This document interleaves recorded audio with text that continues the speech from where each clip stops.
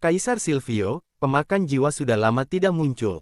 Mereka pasti mengejar sesuatu. Sekarang setelah mereka muncul kali ini dan bergandengan tangan dengan Robotias untuk melukai Elora secara serius. Bagaimana kita harus berurusan dengan mereka? Kaisar Drogo bertanya dengan cemas. Dia adalah yang terlemah di antara 5 penguasa. Namun, dia memiliki pikiran yang cepat dan pandai menganalisis situasi. Elora terluka parah oleh Robotias dan Soul Devourers, yang membuatnya secara naluriah merasa bahwa masalah ini tidak sepele. Sepertinya musuh Asteris yang mengeluarkan suara mereka. Pasti akan ada yang kedua dan ketiga kalinya di masa depan. Apa yang dikatakan Kaisar Silvio tentang tetap berhubungan setiap saat sehingga mereka tidak akan dihancurkan satu persatu satu demi satu musuh bukanlah lelucon. Kandang roh, yang telah lama damai, akan kacau lagi. Sekarang musuh dalam kegelapan, kita hanya bisa mengambil cara yang lebih aman untuk menghadapi mereka dan itu adalah bertahan. Jika Anda menemukan diri Anda dalam situasi khusus di masa mendatang, Anda harus memberi tahu orang lain sesegera mungkin dan kemudian bertindak secara kolektif. Jangan mencoba untuk menjadi pahlawan. Selama kita berempat bekerja sama, musuh kita harus mempertimbangkan kembali, tidak peduli apakah mereka Robotias, pemakan jiwa, atau kombinasi dari dua ras, jawab Kaisar Silvio. Saya setuju dengan apa yang dikatakan Kaisar Silvio. Cara terbaik bagi kami sekarang adalah bertahan. Jika kita ingin menyerang langsung dan pergi ke sarang Robotias Asteris seperti yang dikatakan Kaisar Lufian, bagaimana jika kita jatuh ke dalam perangkap dua ras? Siapa yang akan menjaga makhluk yang tak terhitung jumlahnya di The Spirit Cage? Semua orang tahu bahwa selama Robotia dipisahkan dari otak induknya, efektivitas tempur mereka akan melemah, jadi kita tidak bisa pergi ke sana. Kaisar Valentin menyuarakan persetujuannya kepada Kaisar Silvio. Aku juga setuju. Sambil bertahan, kita juga harus aktif mencari Elora. Dia adalah satu-satunya yang mengerti situasi saat itu. Selama kita menemukannya, semuanya akan menjadi jelas. Kami juga dapat mengambil langkah-langkah yang lebih efektif untuk menangani Robotias dan Soul Devourers yang bergabung. Kaisar Drogo juga bergema. Pada saat ini, Kaisar Lufian berangsur-angsur menjadi tenang. Ketika dia mengetahui bahwa Permaisuri Elora terluka parah oleh Robotias dan menghilang, dia sangat marah. Dia ingin pergi langsung ke sarang Robotias dan menghancurkan pihak lain. Sekarang setelah analisis semua orang, Kaisar Lufian juga menyadari kecerobohannya. Robotias dan Soul Devourers pasti sudah memikirkan konsekuensinya ketika mereka berani bergabung untuk menyerang Elora. Jika dia bergegas ke sarang Robotias, kemungkinan dia disergap oleh mereka sangat tinggi. Ditambah dengan otak ibu Robotias di sarang mereka, efektivitas tempur semua Robotias akan melonjak. Itu akan sangat merugikan mereka. Jadi Kaisar Lufian juga setuju, karena semua orang setuju, maka saya tidak keberatan. Kami hanya akan melakukan apa yang dikatakan Kaisar Senior Silvio. Lufian, Elora adalah salah satu dari 5 penguasa Leila. Kami semua sangat khawatir sekarang karena dia dalam masalah dan kami semua ingin membalaskan dendamnya. Tapi sekarang, prioritas kami adalah melindungi diri kami sendiri dan The Spirit Cage di belakang kami. Setelah itu, kami akan menemukan cara untuk mencari Elora, dan Anda dapat membalaskan dendamnya hanya setelah Anda memahami situasinya. Jika sesuatu terjadi pada kita, konsekuensinya akan serius, bujuk Kaisar Drogo. Saya mengerti, karena semua orang setuju, lakukan apa yang aku katakan dan tetap berhubungan setiap saat. Satu hal lagi, kita tidak bisa membiarkan yang lain tahu tentang hilangnya Elora karena akan menimbulkan kepanikan di antara berbagai kekuatan di The Spirit Cage. Kaisar Silvio menyimpulkan. Dipahami, 3 tuan lainnya menjawab pada saat bersamaan. Setelah itu, tanah tandus yang telah melalui pertempuran yang mengerikan ini menjadi sunyi. Hilangnya Permaisuri Elora, salah satu dari 5 penguasa Leila, tidak diketahui orang lain kecuali keempat tuan besar. Begitu dunia luar mengetahuinya, pasti akan ada kekacauan dan kepanikan. Di seluruh peradaban level 9 The Spirit Cage, hanya ada total 5 tuan. Mereka adalah kekuatan pencegah The Spirit Cage, tokoh kunci untuk mencegah invasi level 9 lainnya peradaban, dan pilar The Spirit Cage. Sekarang Permaisuri Elora telah menghilang dan hidup dan matinya tidak diketahui, siapapun yang memiliki otak tahu bahwa ketenangan ini adalah awal dari badai. Penyembunyian adalah cara terbaik untuk menjaga stabilitas The Spirit Cage. Satu-satunya di The Spirit Cage. David menjalani kehidupan yang menganggur. Dia tidak melakukan apa-apa dan kadang-kadang, dia akan membawa Pebbles dan Putri Evie bersama dengan para wanita elf untuk berkeliaran di sekitar Sol. Thor akan pergi setiap 2 atau 3 hari.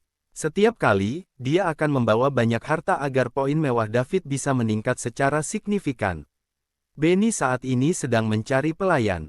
Karena terlalu banyak orang yang mendaftar dan karena persyaratan David untuk memprioritaskan kebajikan daripada bakat, Benny akan mewawancarai semua orang.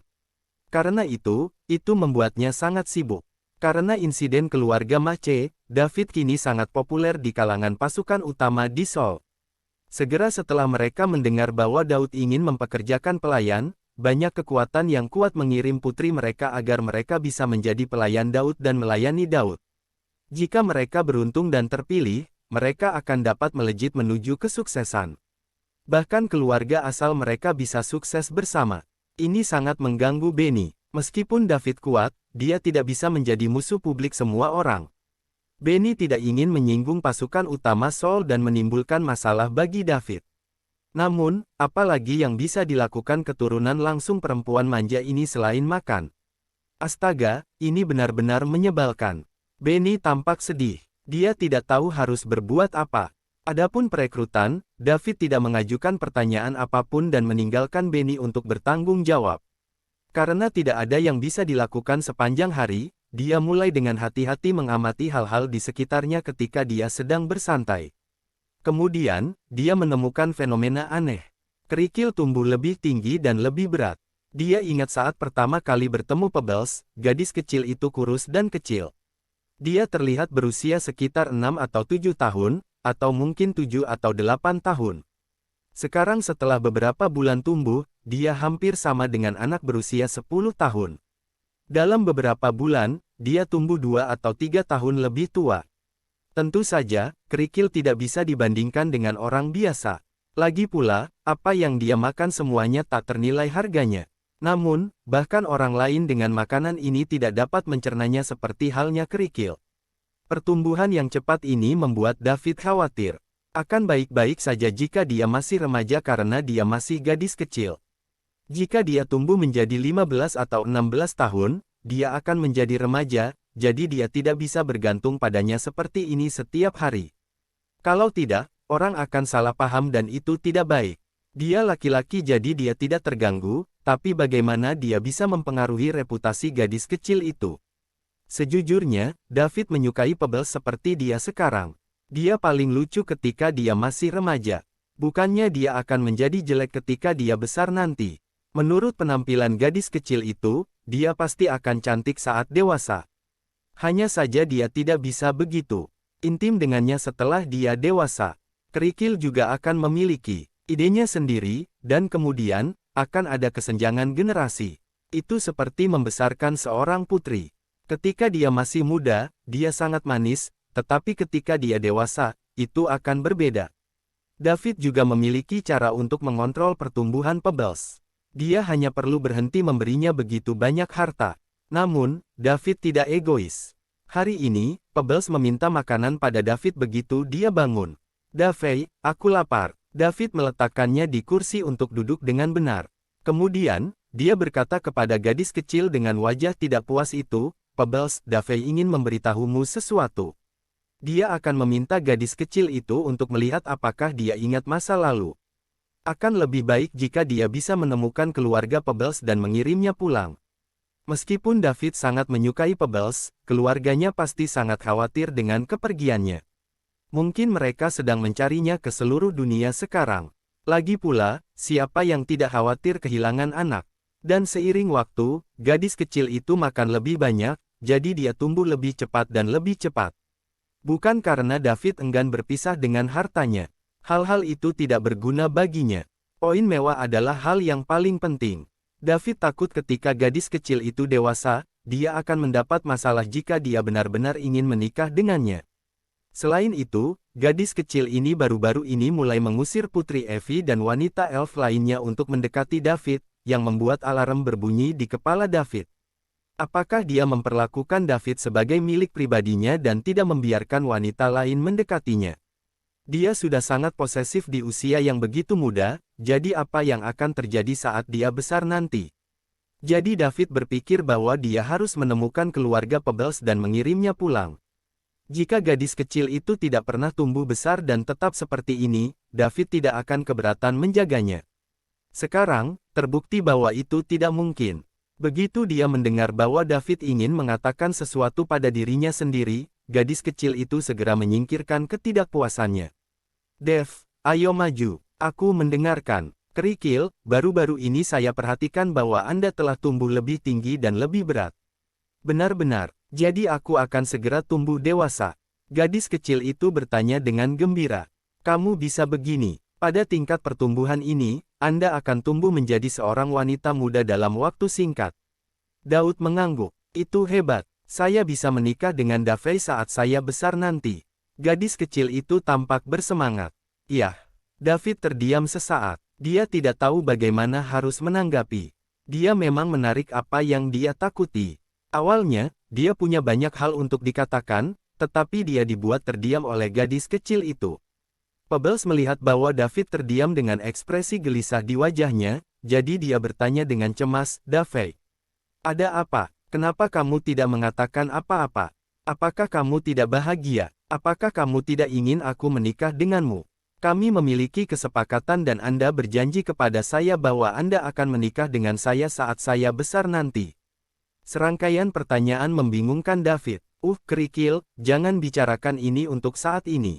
Meskipun Anda telah tumbuh lebih tinggi baru-baru ini, Anda masih terlalu muda untuk berbicara tentang pernikahan.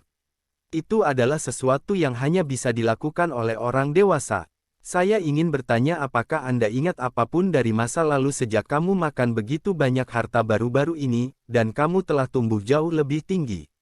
David dengan cepat mengubah topik.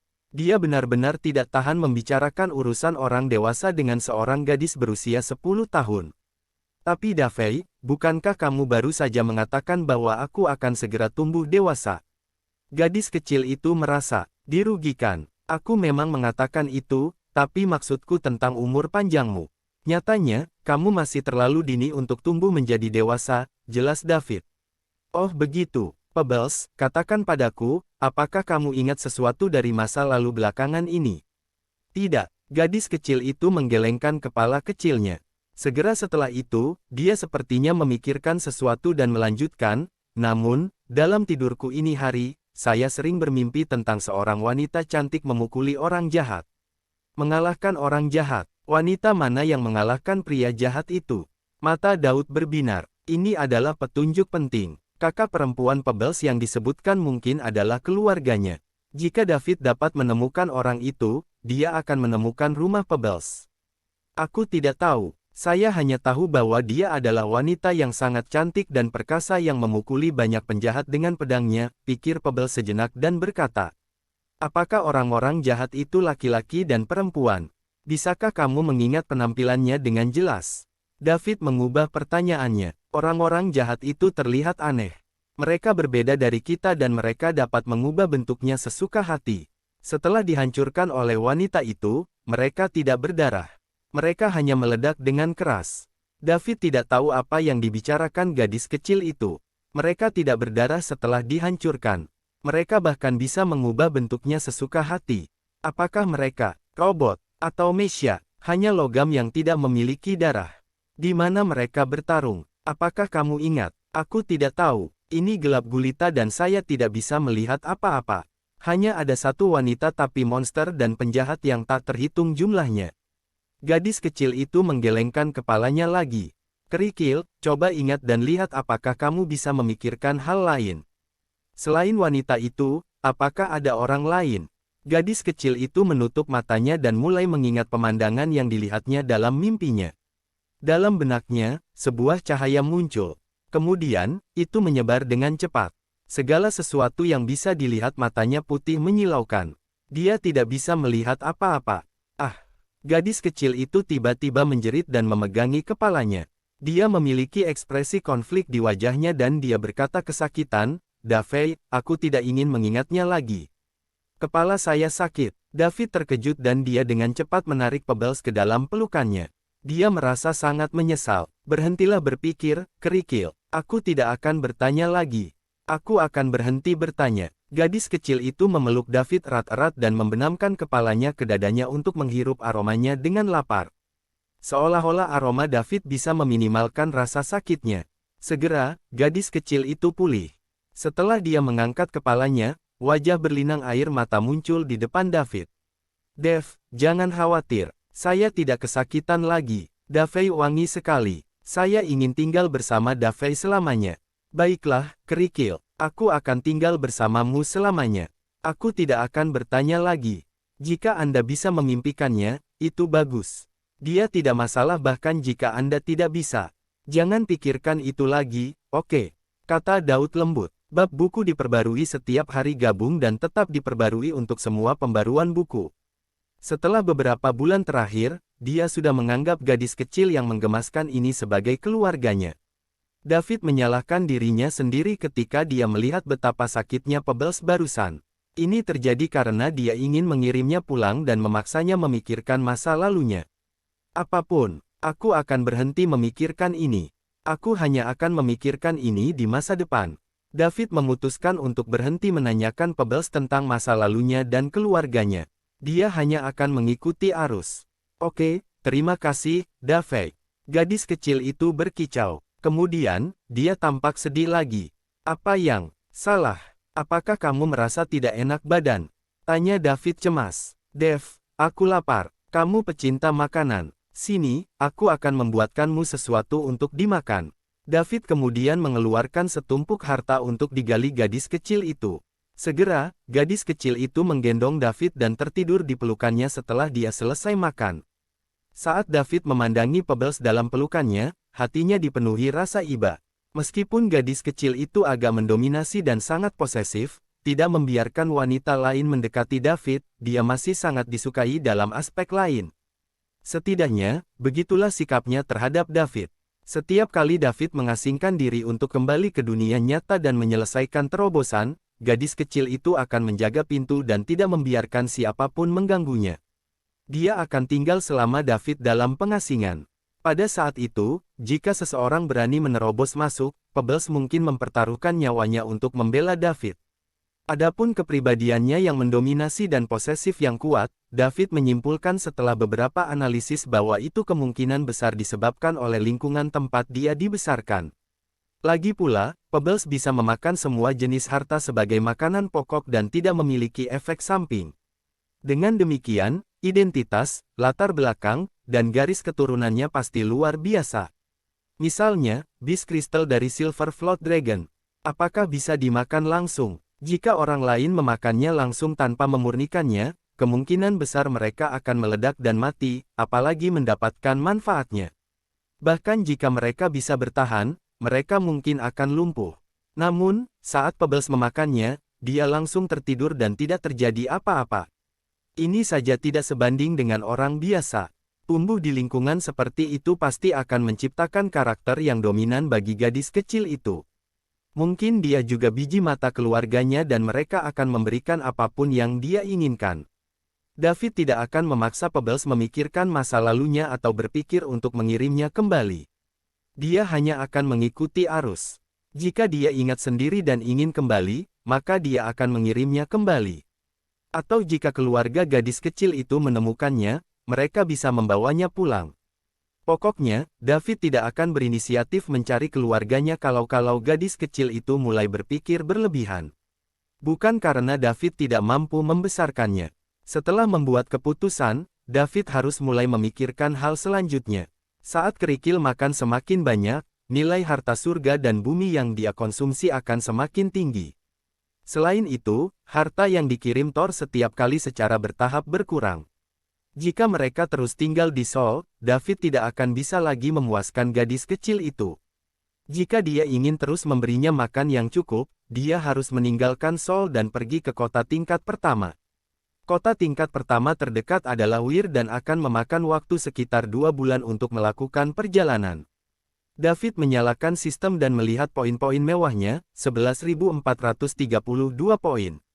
Ini adalah poin mewah yang dia kumpulkan selama periode ini, semuanya berkat Thor. Dia telah membeli semua harta surga dan bumi yang bisa dia beli di Seoul. Jadi, dia pasti akan membawa lebih sedikit waktu berikutnya. Ada lebih dari 11.000 poin mewah dan itu cukup banyak. Namun, jalan masih panjang sebelum David bisa mendapatkan 18.000 poin. Ada kira-kira perbedaan 6.000 poin. David membutuhkan 18.000 poin boros untuk menaikkan tubuh dan pikirannya ke level 10 leluhur. Itu juga batas yang bisa dia capai untuk saat ini. Jika dia ingin meningkatkan lagi, dia membutuhkan 100.000 poin mewah setiap kali. Ini tidak mudah untuk dicapai. Bahkan di kota tingkat pertama, tidak mudah menghabiskan puluhan triliun dolar. Haruskah saya meninggalkan Seoul untuk pergi ke Wir? Atau haruskah saya tinggal di sini dan menunggu sampai saya mengumpulkan 18.000 poin mewah, dan kemudian pergi setelah meningkatkan? David tenggelam dalam pikirannya. Karena ketidaktahuannya tentang kota tingkat pertama, dia takut kekuatannya saat ini tidak cukup. Dia khawatir dia tidak akan mampu mengatasi pembangkit tenaga listrik yang dia temui dan dia akan pasif. Namun, jika dia terus bertahan, tingkat pertumbuhan poin mewahnya akan sangat lambat. Ransum kerikil hampir habis. Apalagi, gadis kecil itu sedang mengalami pubertas sehingga David harus memberinya makan. Setelah memikirkannya, David memutuskan untuk pergi lebih dulu. Namun, dia menemukan jalan tengah. Sebelum pergi, dia akan kembali ke dunia nyata dan menghabiskan 9.000 poin mewah untuk meningkatkan pikirannya ke level leluhur 10. Kekuatannya di kandang roh ditentukan oleh kekuatan pikirannya di dunia nyata. Selama kekuatan pikirannya dinaikkan, maka kekuatannya di The Spirit Cage juga akan meningkat. Adapun tubuhnya, akan baik-baik saja jika dia tidak meningkatkannya untuk saat ini. Sebagai dewa leluhur pemula, David sudah bisa melakukan apapun yang dia inginkan di Star Kingdom. Bahkan pradewa bisa melakukan itu, apalagi dewa leluhur. Setelah memikirkannya, David berhenti menyiksa dirinya sendiri karena hal ini. Dia bukan tipe pria yang tidak bisa mengambil keputusan. Begitu dia membuat keputusan, dia akan mengimplementasikannya sesuai dengan rencana ini.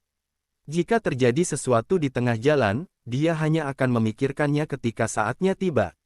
Faktanya, jika David menginginkan poin yang mewah, dengan statusnya saat ini di Seoul, dia dapat langsung memerintahkan pasukan utama di Seoul dan sebagian besar dari mereka akan dengan patuh menyerahkan harta di tangan mereka kepadanya. Begitu dia menghabiskan uang dan transaksi selesai, dia secara alami akan bisa mendapatkan poin mewah. Namun, dia tidak mau melakukan itu. Dia menolak untuk melakukan hal-hal yang terlalu menonjolkan diri karena dia bukanlah dirinya. Dia hanya akan melakukan ini jika dia harus, tetapi dia belum pada tahap itu. Bahkan jika dia mengumpulkan 18.000 poin mewah dan mengangkat tubuhnya ke level 10 leluhur, di bawah pengaruh batas ganda, itu hanya akan memungkinkan kekuatan dunia nyata David untuk menerobos ke alam ilahi dan mencapai ketinggian baru. Itu tidak akan berdampak pada kekuatannya di The Spirit Cage, tapi itu akan cukup untuk dunia nyata. Jadi David tidak terlalu terburu-buru. Itu lebih dari cukup untuk meningkatkan pikirannya terlebih dahulu. Dia belum perlu mengkhawatirkan tubuhnya. Ketika Pebbles bangun, saya akan kembali ke dunia nyata dan melakukan terobosan lain. Kalau begitu, kita akan meninggalkan Seoul dan pergi ke kota tingkat pertama Wir. 2 hari berlalu dengan cepat. Gadis kecil itu belum bangun. Benar saja, dia makan banyak dan tidur lama. Kemudian, Thor tiba. Seperti yang diharapkan David, dia membawa lebih sedikit harta surga dan bumi daripada sebelumnya. Dilihat dari nafsu makan gadis kecil itu, harta di tangan David hanya cukup untuk 5 atau 6 kali makan lagi untuknya. Rivers, harta yang kamu bawakan untukku semakin sedikit, kata David dengan tenang. Thor menjawab dengan senyum yang dipaksakan, Tuan David, saya telah melakukan yang terbaik. Sudahkah kamu membeli semua harta surga dan bumi Seoul? Itu tidak mungkin, bukan? Kamu tidak membeli banyak. Tidak, tapi jika mereka tidak mau menjual, aku juga tidak bisa berbuat apa-apa, kata Thor, tampak tak berdaya. Naikkan saja harganya. Bukankah saya sudah memberi tahu Anda bahwa uang bukan masalah? Saya menolak untuk percaya bahwa mereka tidak ingin menghasilkan uang. Tuan David, Anda tidak tahu. Mereka tidak datang ke sini untuk menghasilkan uang tetapi untuk meningkatkan kekuatan jiwa mereka. Pasukan utama akan menyimpan harta mereka untuk diri mereka sendiri dan mereka tidak akan menjualnya. Itu tidak akan berhasil bahkan jika kita punya uang. Saya hanya membeli ini dari pedagang, jelas Thor. Jadi begitu. Saya bertanya-tanya mengapa. Seoul adalah kota tingkat kedua dan saya tidak membeli banyak harta, jadi bagaimana bisa terjual habis? Jika itu masalahnya, lupakan saja. Lakukan yang terbaik. Terima kasih atas pengertiannya, Tuan David. Saya akan pergi ke kota-kota di sekitar Seoul dalam beberapa hari untuk melihat apakah saya bisa mendapatkan harta karun untuk Anda. Tidak dibutuhkan, Tuan Rivers, saya mungkin akan pergi dalam beberapa hari. Terima kasih atas kerja kerasnya selama ini, David mengungkapkan rasa terima kasihnya. Tuan David, apakah Anda akan meninggalkan Seoul? Tanya Thor buru-buru, kaget. Iya, aku akan segera pergi. Daud mengangguk. Kemana kamu berencana pergi? Setelah Thor bertanya, dia merasa pertanyaannya tidak tepat. Haruskah Tuan David melapor kepadaku kemana dia pergi? Jadi, dia dengan cepat menjelaskan, Tuan David, jangan salah paham, saya hanya. David mengerti maksud Thor. Dia tidak sekecil itu. Thor banyak membantu David selama ini dan memberinya banyak poin mewah. Oleh karena itu, David tidak akan melupakan kebaikan Thor. Tidak apa-apa, Tuan Rivers, Anda tidak perlu menjelaskan. Aku mengerti apa yang kamu maksud. Kota lapis kedua dari Seoul terlalu kecil, jadi saya akan mengunjungi kota lapis pertama, Wir. Seharusnya ada banyak harta karun di sana dan aku bisa membelinya tanpa batasan. Bolehkah saya berani bertanya apakah Anda pernah ke Wir sebelumnya? Tidak, Daud menggelengkan kepalanya. Tuan David, Anda perlu memahami adat istiadat setempat saat Anda tiba di Wir. Sebagai seorang pengusaha, saya pernah ke Wir beberapa kali dan mengenal beberapa rekan kerja. Tolong ajak saya agar lebih mudah bagi Anda untuk melanjutkan urusan Anda ketika kami tiba di Wir, kata Thor dengan berani. Dia tahu ini adalah kesempatannya untuk mengekspresikan dirinya. Begitu David pergi, dia mungkin tidak akan kembali ke tempat kecil seperti Seoul. Jika Thor melewatkan kesempatan ini, dia akan menyesalinya seumur hidupnya. Selama David setuju, dia akan mengandalkan David mulai sekarang. Jika dia tidak setuju, tidak ada yang bisa dia lakukan juga. Itu hanya berarti bahwa David tidak membutuhkannya. Dia hanya akan tinggal di Seoul dengan patuh dan menjadi pengusaha. Apakah Anda ingin ikut, Tuan Rivers? David bertanya setelah menatap kosong padanya. Selama kamu mau, aku bersedia mengikutimu kemanapun kamu pergi. Saya berjanji untuk melaksanakan perintah Anda dengan baik, janji Thor dengan lantang. David memandang Thor tetapi tidak mengatakan apa-apa. Dia bertanya-tanya apakah dia harus membawa orang ini bersamanya. Sejujurnya, dia bisa membawa Thor bersamanya. Sebagai pebisnis, Thor pandai bersosialisasi. Selain itu, dia pernah ke Wir dan mengenal orang-orang di sana. Oleh karena itu, akan sangat nyaman untuk membawanya. Thor juga memiliki karakter yang baik. Setidaknya David tidak menemukan hal mengerikan yang dilakukan Thor di masa lalu. Jadi, dia bisa membawa Thor untuk sementara waktu dan mengawasinya. Sungai, Anda harus berpikir dua kali. Apakah Anda yakin ingin mengikuti saya?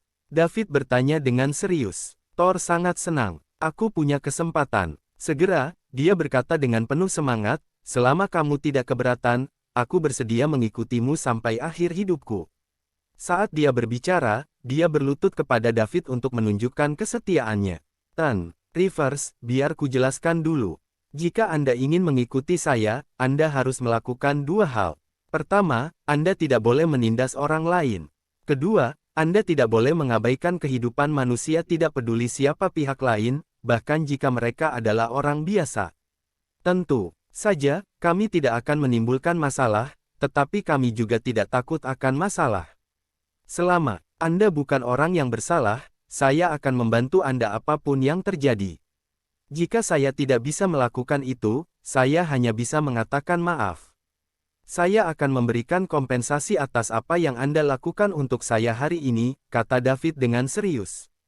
Jangan khawatir, Guru. Saya bukan orang seperti itu dan saya tidak pernah menindas orang lain dalam hidup saya.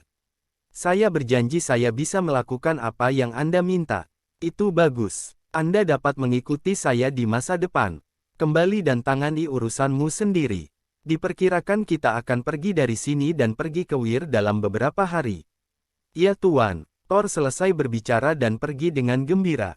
Pada awalnya, dia menyukai sumber keuangan David dan ingin menjalin hubungan baik dengan David. Orang biasa apa yang bisa mengeluarkan 500 miliar dolar untuk seorang gadis kecil yang aneh? Jika itu satu-satunya alasan, Thor tidak akan melakukan apa yang dia lakukan hari ini. Apa yang benar-benar memengaruhinya untuk membuat keputusan hari ini adalah fakta bahwa David telah membunuh lebih dari 100 pembangkit tenaga listrik dari keluarga Mace. Ketika dia mendengar berita itu, dia sangat ngeri. Menjadi kaya berarti David memiliki latar belakang yang kuat, dan itu bukan masalah besar. Banyak pemborosan manja dari kekuatan yang kuat juga memiliki sumber keuangan yang kuat. Namun, jarang bagi mereka untuk memiliki kekuatan yang begitu kuat. David harus memiliki status yang sangat tinggi dalam keluarganya. Karakter seperti itu layak membuat Thor meninggalkan segalanya untuk mengikutinya. Begitulah adegan hari ini muncul. 2 hari lagi berlalu. Gadis kecil Pebbles akhirnya terbangun. Begitu dia bangun, dia berteriak minta sesuatu untuk dimakan. David, aku lapar lagi. Gadis kecil itu menatap David dengan mata besar dan mengeluh. David tersenyum pahit ketika dia mendengar ini. Keluarga macam apa yang mampu membayar pemboros sebesar itu? Kerikil, kenapa kita tidak istirahat dulu? Makan dan tidur sepanjang hari tidak baik untuk tubuh Anda. Kamu juga perlu berolahraga, saran David. Tidak dibutuhkan. David, tubuhku bisa mencernanya. Tidak ada masalah sama sekali. Saya hanya ingin makan dengan cepat dan tumbuh dengan cepat. Saya merasa bahwa harus ada sesuatu yang menunggu untuk saya lakukan.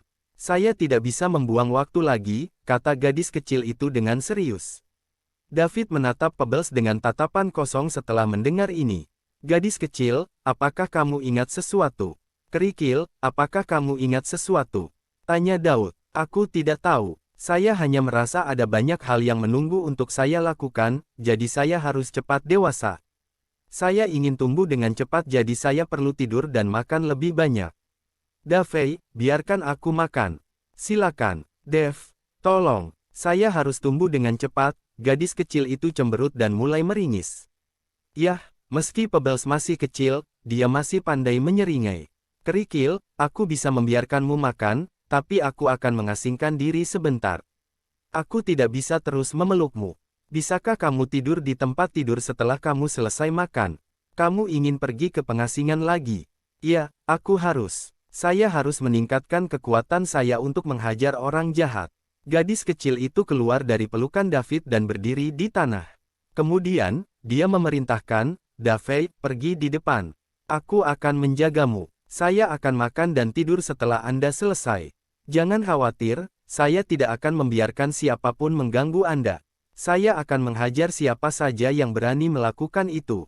Setelah dia mengatakan itu, dia menunjukkan ekspresi galak yang menggemaskan sambil mengacungkan kepalan kecilnya. Meskipun Pebbles masih remaja, dia sangat kuat. Selain itu, dia memiliki energi yang tidak aktif di dalam dirinya yang bahkan membuat David tercengang. Setelah meledak, itu pasti akan menghancurkan bumi. Pebbles, aku tidak membutuhkan siapapun untuk menjaga pintu untukku.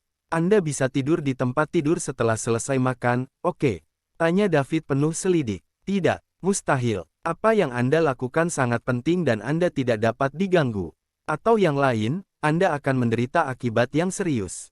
Aku harus menjagamu jika tidak, aku tidak bisa tenang. Gadis kecil itu menolak saran David. David tidak punya pilihan lain. Pergi ke pengasingan memang penting. Mereka akan kehilangan semua kemajuan mereka sebelumnya jika seseorang mengganggu mereka.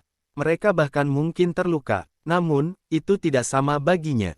Jika seseorang menerobos masuk setelah dia kembali ke dunia nyata, apakah mereka dapat menemukannya?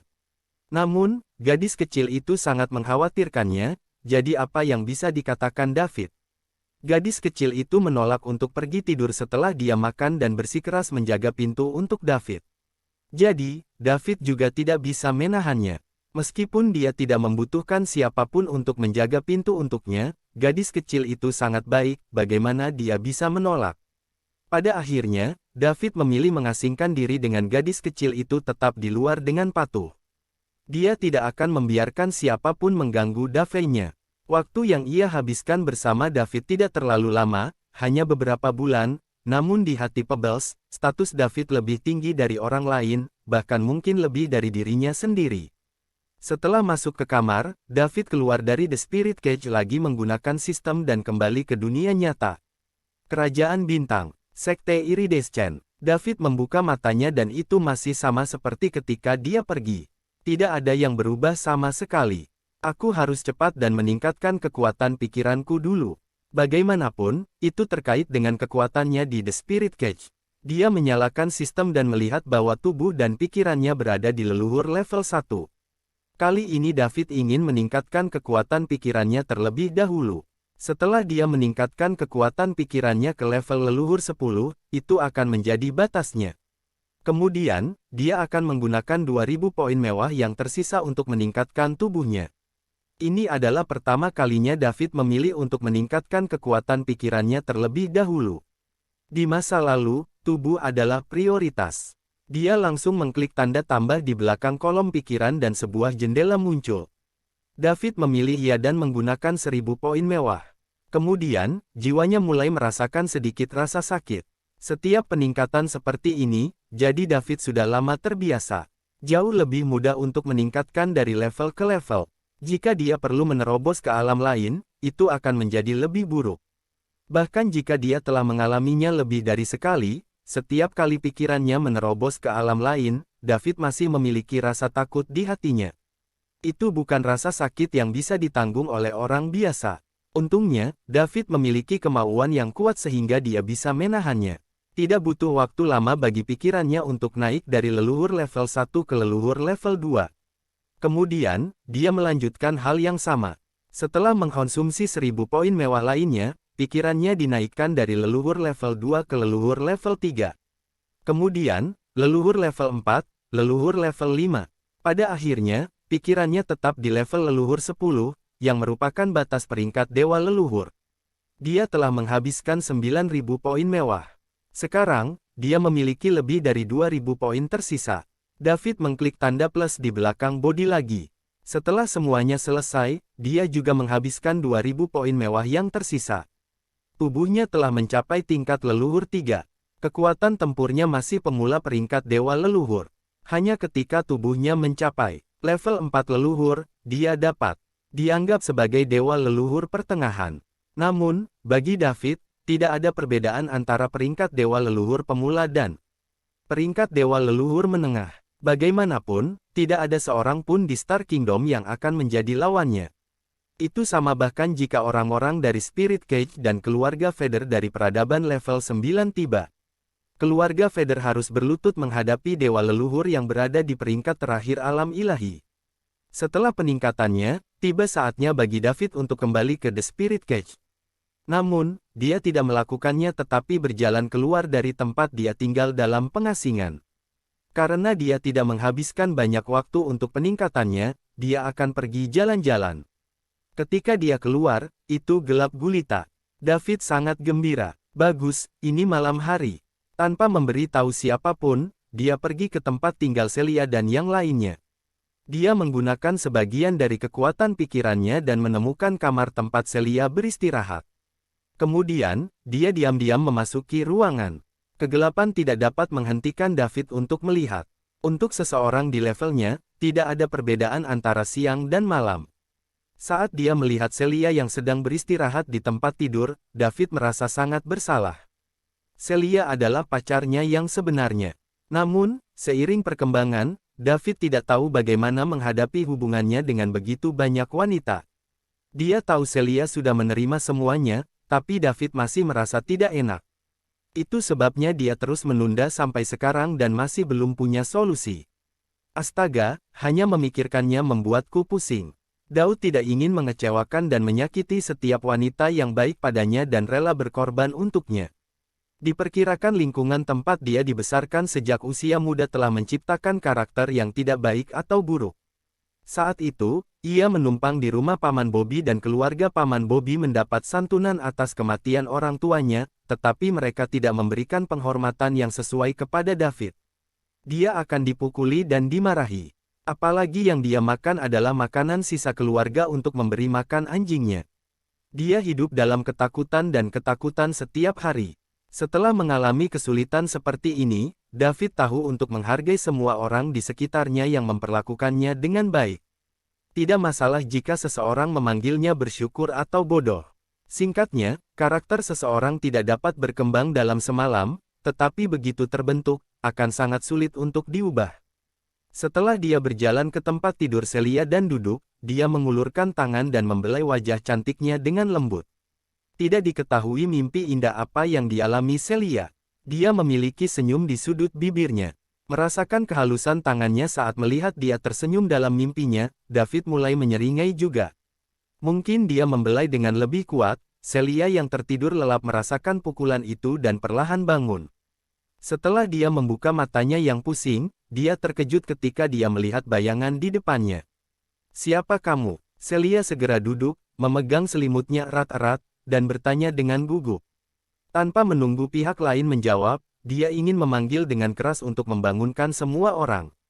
Celeste tinggal di sebelah Celia, jadi Celia tidak akan takut pada pria yang muncul entah dari mana ini. Celeste sangat kuat, jadi dia pasti akan memukul orang di depannya hingga jatuh. David juga melihat Celia panik, jadi dia mencondongkan tubuh ke depan dan menutup mulutnya untuk mencegahnya berteriak. Jika Celia membangunkan semua orang, waktu mereka sendiri akan hancur. Sulit untuk menemukan kesempatan seperti itu. Celia berjuang keras saat mulutnya tertutup.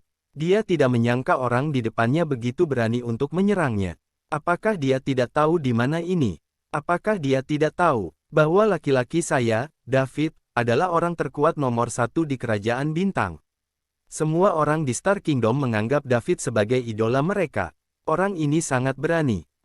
Aroma apa ini? Kenapa rasanya familiar? Sebelum Celia bisa mengetahuinya, sebuah suara berkata di telinganya. "Celia, jangan takut, ini aku." Setelah berbicara, David melepaskan tangannya. Dia tahu bahwa setelah Celia mengetahuinya, dia tidak akan berteriak. Saat ini, Celia benar-benar tercengang. Aroma yang akrab ini, suara yang akrab ini, orang di depanku ini adalah David yang telah kupikirkan siang dan malam. David, apakah ini benar-benar kamu?" Celia bertanya dengan suara bergetar. Dia masih terlalu lemah untuk memiliki penglihatan malam. Jadi, dia hanya bisa melihat siluet David. Tentu saja, jika tidak, pria mana yang berani menerobos masuk ke kamar Anda di tengah malam untuk mencari Anda? Aku akan mencabik-cabiknya. David terkekeh. Setelah dia mengatakan itu, dia merasakan tubuh lembut bersandar di lengannya untuk memeluknya erat-erat. Hari-hari ini, dia telah menggendong gadis kecil itu. Meskipun dia juga lembut, itu tidak sama. Dia dengan ringan meletakkan tangannya di punggung Celia. Keduanya saling berpelukan dan tidak mengatakan apa-apa. David juga menikmati kesunyian. Sudah lama sekali dia tidak berduaan dengan pacarnya Celia seperti ini. Setelah beberapa saat, Celia bertanya dengan lembut, "David, bukankah kamu sedang mengasingkan diri? Kenapa kamu keluar lagi?" "Aku merindukanmu, jadi aku keluar diam-diam untuk melihatmu," jawab David sambil tersenyum. "Terima kasih, Daud. Aku juga sangat merindukanmu. Seharusnya aku yang berterima kasih padamu." "Celia, terima kasih karena begitu masuk akal dan pengertian." "David, aku tidak ingin kamu berterima kasih padaku. Aku hanya ingin kamu selalu mengingatku dan mengunjungiku sesekali, seperti malam ini. Kau tidak perlu mengatakan itu padaku. Kamu adalah pacarku yang sebenarnya. Siapa yang akan saya ingat jika bukan Anda?" Keduanya saling berpelukan dan saling menceritakan apa yang ada di hati mereka.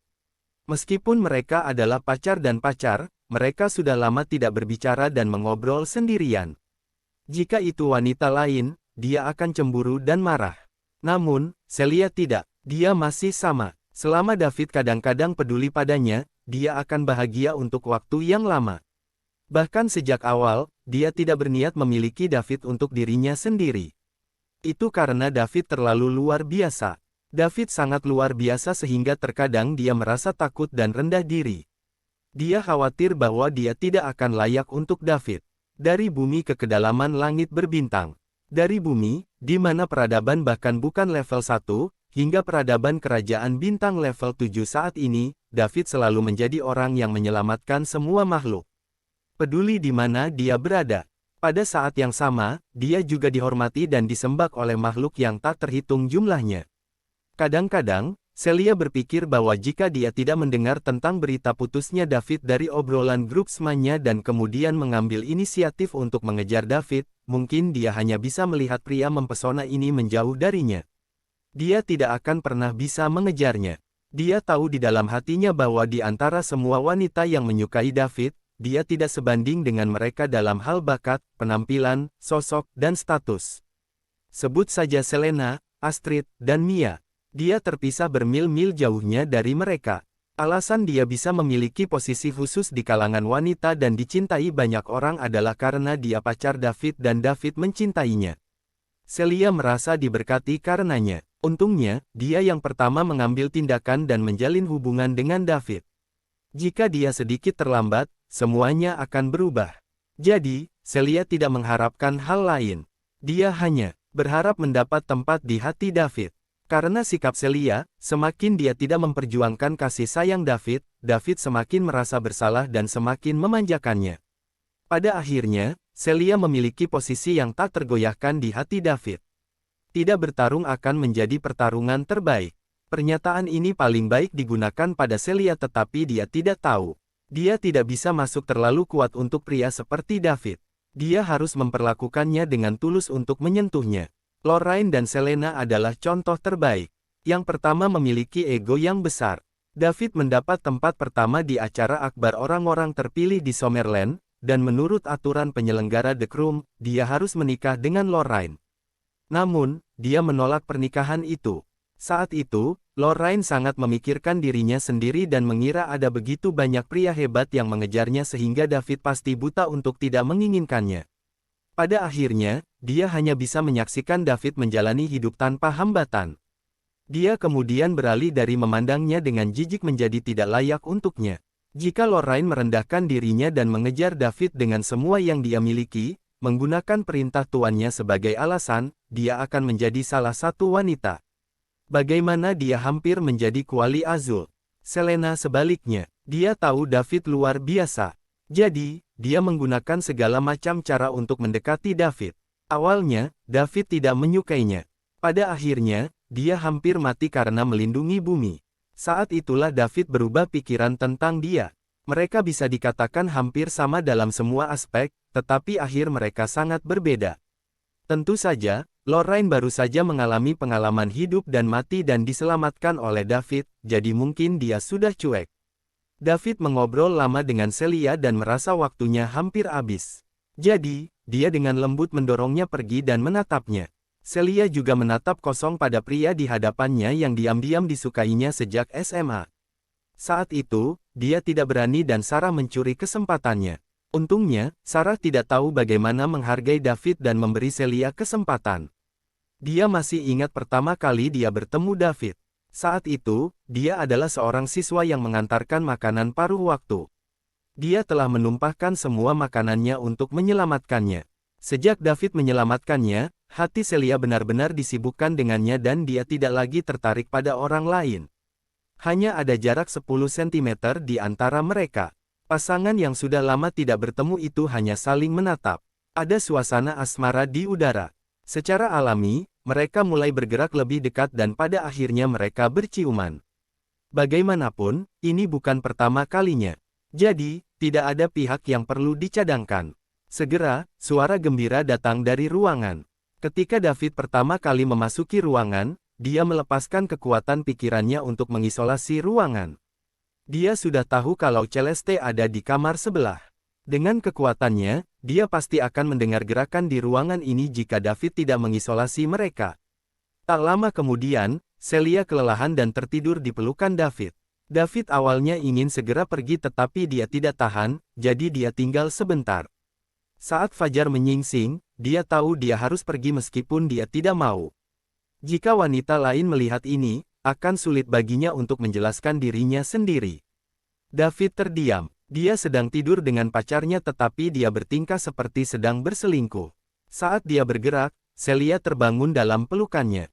David, kamu pergi. Celia bertanya dengan bingung. Iya, kamu harus tidur sedikit lebih lama. Aku pergi dulu dan sampai ketemu lagi saat aku punya waktu, jawab David lembut. Oke, David, kembali ke pengasingan. Jangan khawatirkan aku baik-baik saja dengan para wanita di sisiku. Saya mendapatkannya. Kalau begitu aku pergi dulu. Saya tidak akan bisa pergi jika yang lain menemukan saya. Oke baik, selamat tinggal. Setelah David selesai berbicara, dia membungkuk dan mencium kening Celia sebelum dia berbalik untuk pergi. Setelah kepergiannya, tidak ada yang tahu kecuali Celia. Ketika dia kembali ke pengasingan, David menyalakan sistem dan memasuki The Spirit Cage. Sangkar roh, Sol. Daud membuka matanya. Kemudian, dia bangkit dan pergi ke pintu untuk membukanya. Gadis kecil itu duduk di dekat pintu.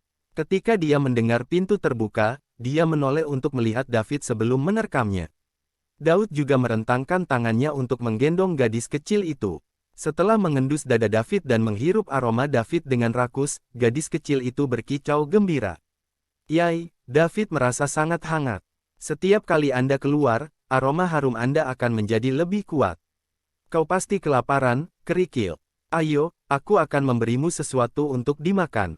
Setelah dia mengatakan itu, dia mengambil kerikil dan berjalan ke kamar untuk memberinya beberapa ramuan. Ketika gadis kecil itu melihat mereka, matanya berbinar. Dia mulai makan segera setelah dia memegangnya. Ramuan itu tidak murah dan dihancurkan oleh gadis kecil itu dalam beberapa gigitan. Setelah memakan ramuan seharga ratusan miliar, Pebbles bersendawa dan tertidur di pelukan David. 3 hari kemudian, David meninggalkan Sol menuju Weir, membawa Pebbles, Benny, Thor, Putri Evie, para wanita elf, dan penjaga elit keluarga Nah yang tersisa bersamanya. Adapun mansion yang baru saja dia beli, dia berencana untuk meninggalkannya di sana. Namun, Benny memutuskan untuk menjualnya. Menurutnya, meski benar David punya uang, dia tidak boleh menyia-nyiakannya seperti ini. Dia juga membayar dan memberhentikan semua pelayan yang baru saja dia rekrut. Tim membeli 3 gerbong, David dan Pebbles di satu, Benny di yang lain dengan para wanita elf, dan Thor di yang terakhir dengan penjaga Nah. 3 gerbong bergerak cepat. Keuntungan terbesar dari binatang anak kuda bukanlah kecepatannya, tetapi stabilitasnya. Penumpang di dalam akan tidak merasakan benjolan. Selain itu, binatang buas bisa pergi siang dan malam tanpa istirahat. Karena mereka sedang terburu-buru dan ini bukan perjalanan santai, semakin cepat mereka sampai di Weir, semakin baik. Haifa bulan berlalu, mereka tidak berhenti di jalan. Mereka hanya akan berhenti ketika hewan anak kuda itu lelah. David dan tim tiba di kota lapis ketiga.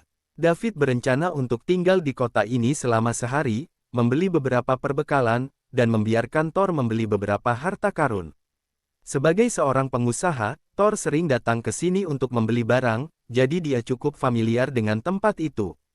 Saat memasuki kota, tim berhenti di depan sebuah penginapan yang relatif mewah sambil menyusuri jalanan. Segera, petugas penginapan melangkah maju untuk menyambut tim.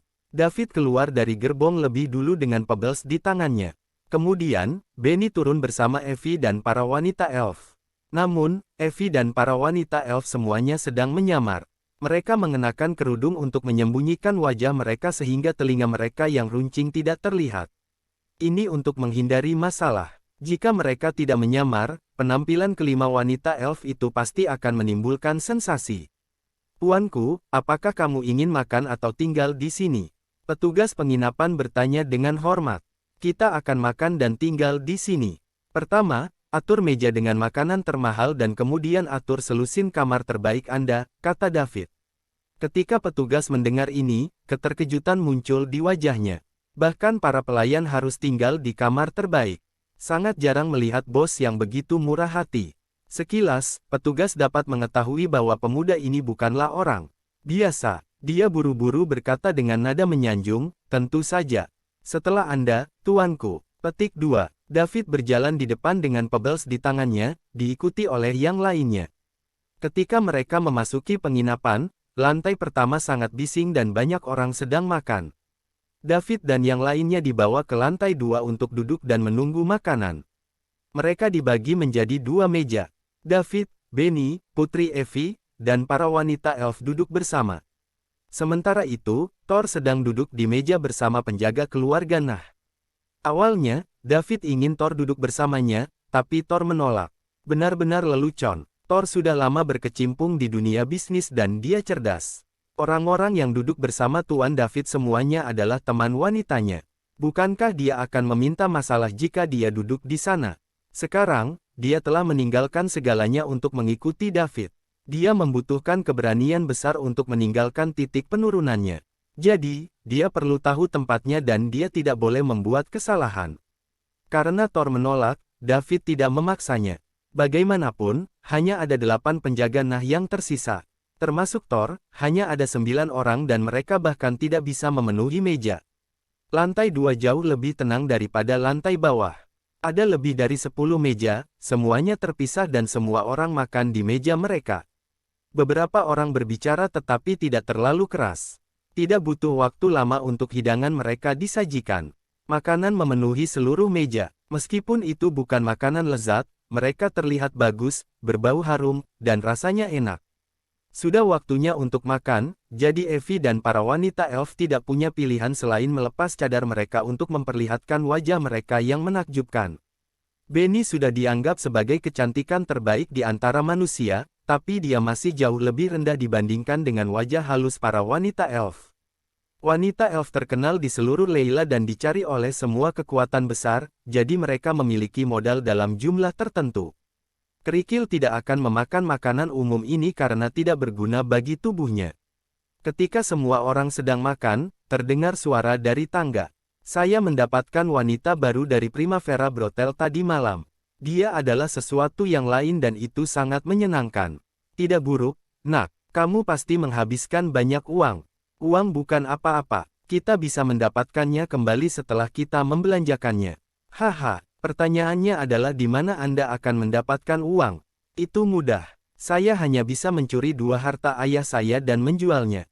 Tidak buruk sama sekali. Kamu juga bisa melakukannya. Lupakan. Saya khawatir ayah saya akan mematahkan kaki saya.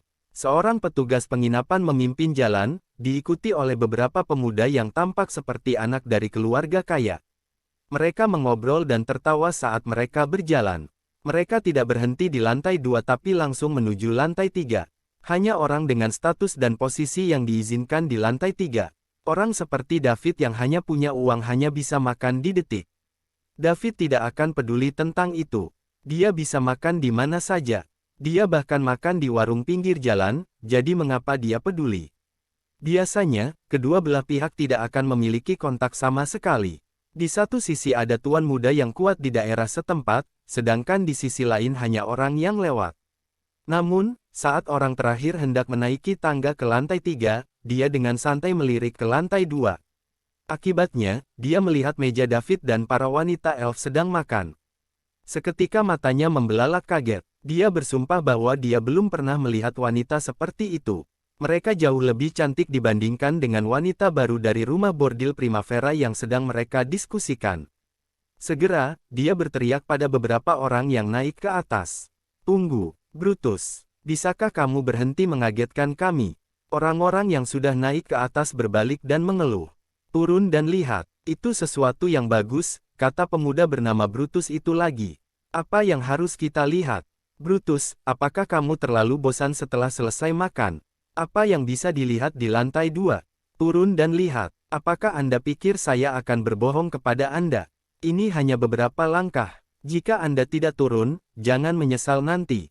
Orang-orang itu saling memandang sebelum berbalik untuk turun. Brutus dan mereka berada di lingkaran yang sama jadi mereka selalu nongkrong. Mereka sangat mengenal satu sama lain sehingga mereka tahu Brutus tidak akan mempermainkan mereka. Ketika mereka berada di ujung tangga, mereka melihat apa yang sedang dilihat Brutus. Semuanya tercengang. Saat mereka menatap beberapa wajah halus, mata mereka begitu lebar sehingga bola mata mereka hampir jatuh dari rongganya. Meski masih muda, mereka adalah playboy berpengalaman. Mereka telah bermain dengan wanita cantik yang tak terhitung jumlahnya tetapi tidak pernah dengan wanita cantik seperti itu. Mereka bahkan belum pernah melihat yang seindah itu, apalagi memainkannya. Rahang mereka jatuh, dan mereka meneteskan air liur. Saat David dan yang lainnya sedang makan di jalan menuju Wir, suasana di keluarga Alten di Wir sedikit tegang. Setelah beberapa hari, Ratu Peri Isa tiba lagi. Setelah banyak pencarian selama ini, masih belum ada kabar tentang Putri Elf, Evie. Selain mengetahui bahwa Evie masih hidup, Ratu Isa tidak mengetahui apa yang terjadi pada dirinya.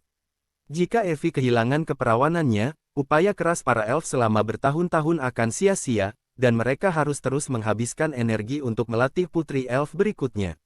Dan Soleil, keturunan langsung dari keluarga Alten, yang menyebabkan semua ini. Jika bukan karena niat jahatnya, Evie tidak akan melarikan diri dengan panik dan menghilang. Meskipun Soleil telah membayar harga kebodohannya dengan nyawanya, itu tidak cukup. Selama Evie tidak ditemukan, Ratu Elf Isa tidak akan mengampuni keluarga Alten. Keluarga Alten juga tahu mereka salah dan berusaha sebaik mungkin untuk menyenangkan Ratu Elf. Mereka melakukan yang terbaik untuk memenuhi permintaan apapun yang dia miliki. Untungnya, Putri Elf melarikan diri saat itu. Jika Soleil menangkapnya dan mengambil keperawanannya, keluarga Alten akan menanggung kemarahan para elf yang tak terbatas. Kemungkinan seluruh keluarga mereka juga akan musnah. Selamat datang di kediaman Alten dan terangi tempat tinggal kami yang sederhana ini, kata Horatio Alten, kepala keluarga Alten, dengan sopan. Pada saat yang sama, dia menunjukkan senyuman yang terlihat lebih mengerikan daripada wajah menangis. Seorang wanita elf biasa bisa bersaing dengan kekuatan luar yang tak terhitung jumlahnya, apalagi Ratu Elf. Dia akan menjadi orang yang paling menarik perhatian kemanapun dia pergi. Setiap gerakannya hanya bisa dijelaskan dalam satu kata, mempesona. Namun, Horatio sedang tidak ingin menghargai wanita cantik di hadapannya sekarang. Semua orang tahu tujuan Ratu Elf datang ke sini. Namun, keluarganya tidak punya pilihan. Bukan rahasia lagi di Leila bahwa putri peri sangat penting bagi para peri. Kini Putri Elf hilang karena Soleil, keturunan keluarga Alten. Keluarga Alten juga mengerahkan hampir semua pasukan mereka untuk mencari sang putri, namun mereka tetap tidak dapat menemukannya. Tidak heran jika para elf menolak untuk mengampuni keluarga tersebut. Keluarga Alten toh tidak bisa mengalahkan para elf. Mereka juga mencari bantuan dari pasukan sahabat lainnya, tetapi mereka tidak mau terlibat ketika mendengar itu adalah peri. Kesalahan salah satu keturunan menyebabkan kerugian besar bagi keluarga Alten. Mereka bahkan tidak bisa mulai mengungkapkan kesulitan. Mereka, Horatio, apa menurutmu aku sangat bebas sehingga aku senang kembali ke tempatmu, ya? Para elf masih menungguku kembali untuk menangani banyak hal, tapi kami masih belum bisa menemukan Evie jadi aku terjebak di The Spirit kandang dan tidak bisa kembali. Ini semua disebabkan oleh keluargamu, jadi beritahu aku, apa yang harus aku lakukan sekarang? Ratu Elf Isa bertanya dengan tatapan kosong. Ratu Isa, keluarga kami merasa sangat sedih atas hilangnya Putri Elf. Soleil juga telah membayar harga dengan nyawanya untuk ini. Kami telah mengirim semua orang yang kami miliki di The Spirit Cage untuk mencarinya. Jadi tolong, Ratu Isa, selamatkan kami, kata Horatio dengan suara rendah. Memaafkanmu, lalu siapa yang akan mengampuni Evie? Apakah Anda tahu berapa banyak upaya yang melelahkan bagi kami untuk mengolah Putri Elf? Ratu Isa menatap Horatio dan bertanya tajam. Horatio merasa tidak nyaman ditatap oleh Ratu Isa. Selama dia pria normal, tidak ada yang bisa menahan godaan Ratu Isa. Siapapun yang bisa mengalahkan Ratu Isa akan terkenal di Leila. Ratu Isa, kuakui bahwa hilangnya Putri Elf banyak hubungannya dengan keluargaku, tapi itu bukan sepenuhnya tanggung jawab kita. Bukannya kamu tidak tahu seberapa populer para wanita elf di Leila, apalagi The Spirit Cage. Soleil adalah seorang hedonis dari keluarga kami yang cuek dan tidak berpengalaman. Karena itu, wajar baginya untuk memiliki niat jahat saat bertemu dengan beberapa wanita elf cantik di alam liar. Dia sudah membayar perbuatannya, jadi tolong berhenti berpegang pada ini, Ratu Isa, kata Horatio dengan berani. Apa, dari apa yang Anda katakan, apakah Anda menyiratkan bahwa itu adalah kesalahan kami? Kita seharusnya tidak berada di luar sana, apakah itu yang kamu katakan? Kalian orang-orang jahat tidak bisa mengendalikan diri dan kalian menyalahkan kami peri. Lelucon yang luar biasa, Ratu Isa mencibir. Jika aku tidak salah, Putri Elf seharusnya memasuki sangkar roh secara diam-diam dan tanpa persetujuanmu.